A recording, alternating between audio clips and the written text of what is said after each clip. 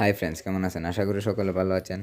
আজকে আপনাদের সামনে নতুন একটি ভিডিও নিয়ে হাজির হয়েছি। ভিডিওতে দেখাবো তাহিরপুরের ঐতিহাসিক স্থান শিমুল বাগান, যেটা কিনা জয়নাল আবেদিন শিমুল বাগান নামে পরিচিত। চলুন আপনাদেরকে এই শিমুল বাগানটা ঘুরিয়ে দেখিয়ে নিই। আপনাদের সাথে আমি আছি তারিকুল ইসলাম। আপনারা দেখতেছেন তারিকুল 45।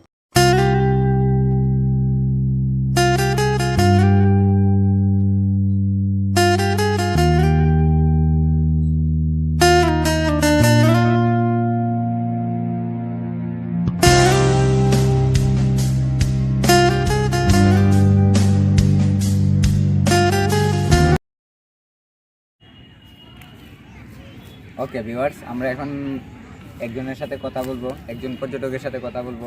জি ভাই, আপনি কোন জায়গা থেকে আসছেন? ভাই আমি আসলাম ঢাকা থেকে আসছি আমি। জি, আপনার সাথে কে কে আসছে? আমার ফ্রেন্ডস আরও অনেকেই আসছে, তারা ওইদিকে ঘুরতেছে, আমি এখানে আসলাম আর কি। জি ভাই, আপনি যে শিমুল বাগানে ঘুরতেছেন, আপনার কিরকম লাগতেছে? অনেক ভালো, অনেক সুন্দর বাগান, অনেক এইদিকে অনেক দিকে সুন্দর, ওইদিকে পাহাড় দেখতেছে, অনেক ভালো লাগতেছে। জি ভাই, নীলাদ্রিও তো একটা সুন্দর জায়গা। আপনি কি নীলাদ্রি গেছিলেন? শুনছি যাই নাই, কিন্তু আমরা কালকে যাবো। আজকে আসছি তো তো আজকে থাকবো, তারপর কালকে ওইখানে যাবো। আপনারা প্রায় কতজন আসছেন? আমরা প্রায় 10 জন আসছি। ও আচ্ছা আচ্ছা, 10 জন। আচ্ছা, থ্যাংক ইউ ভাই, আপনার সাথে কথা বললে খুব ভালো লাগলো। ঠিক আছে, আপনাকে ধন্যবাদ, ভালো থাকেন।